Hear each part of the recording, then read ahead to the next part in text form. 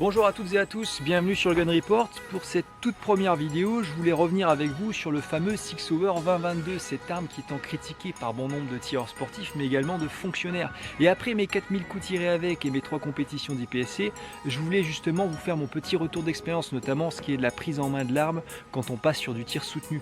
Pour ça, je vais parler conception de l'arme pour mieux appréhender le pistolet, et dans un second temps, je vous ramènerai directement en stand. On passera sur du tir soutenu justement et je vous montrerai cette prise en main à avoir. Vous verrez qu'à la fin de cette vidéo, vous tirez tellement mieux que vous allez commencer à faire des jaloux.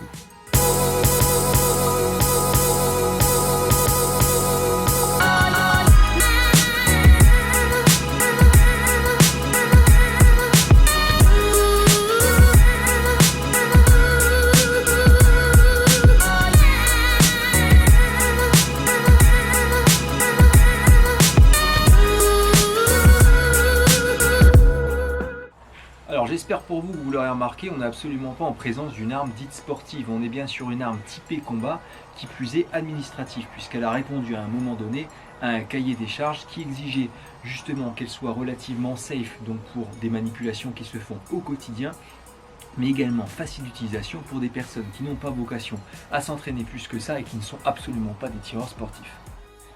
Et donc est sortie des usines SIG cette fameuse crosse.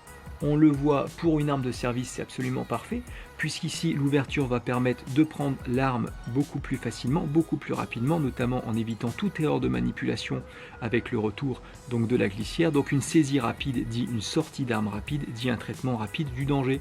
Et nous, en tant que tireurs sportifs, ce qu'on aurait souhaité, c'est une découpe beaucoup plus radicale ici, ce qui nous aurait permis de créer une castor, et on aurait pu avoir une saisie beaucoup plus ferme et définitive de l'arme, et ce qui nous aurait permis de remiser beaucoup plus rapidement en cible.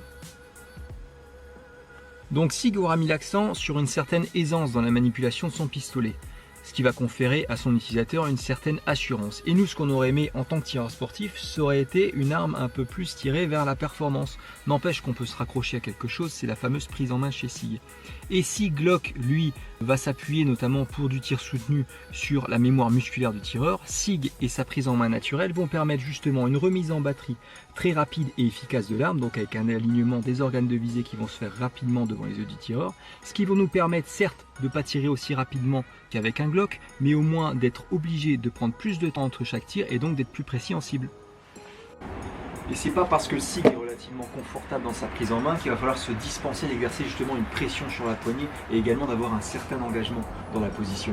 Nous, ce qu'on veut, c'est homogénéiser la pression sur l'ensemble de la poignée, donc on va chercher à optimiser la surface du grip. Ça nous évitera de nous crisper sur l'arme et d'envoyer des coups de doigt.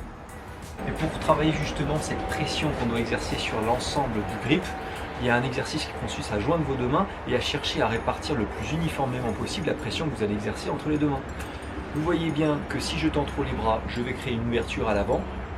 C'est pareil pour l'arrière. Je crée une ouverture en rapprochant mes mains du buste. Donc l'idéal, ça va être ici. Et c'est pareil avec le verrouillage des coudes. Si je laisse trop mes coudes, je vais ouvrir le grip que je vais exercer sur le bas de la crosse. Et inversement, si je verrouille trop les coudes vers le bas, je vais libérer l'arme sur le haut de sa crosse. Donc il n'y a pas de chargeur, il n'y a pas non plus de canon, malgré tout je dirigerai l'arme constamment vers la butte de tir. Ce que je voulais vous montrer, c'est la cinétique de l'arme. Chez Glock, on va avoir une arme plus racée avec une hauteur beaucoup plus basse de la glissière sur la main du tireur.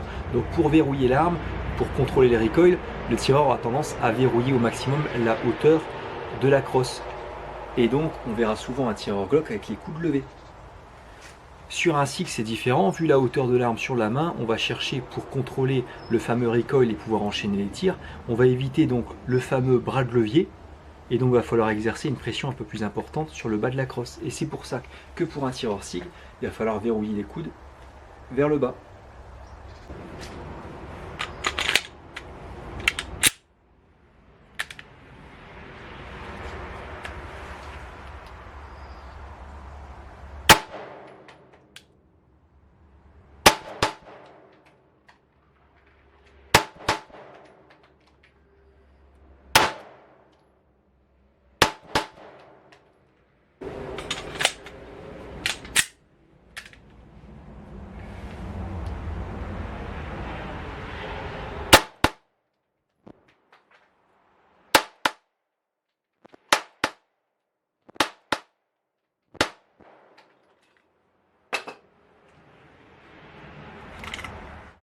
Alors j'espère que cette vidéo vous aura plu.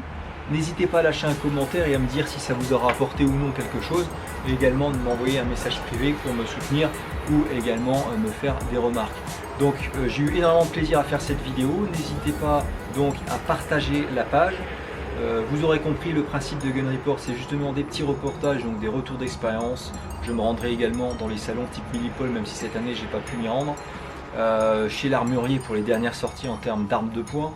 Également directement en compétition, donc vous filmez ça de l'intérieur avec mes petits reportages que j'ai plaisir à vous faire.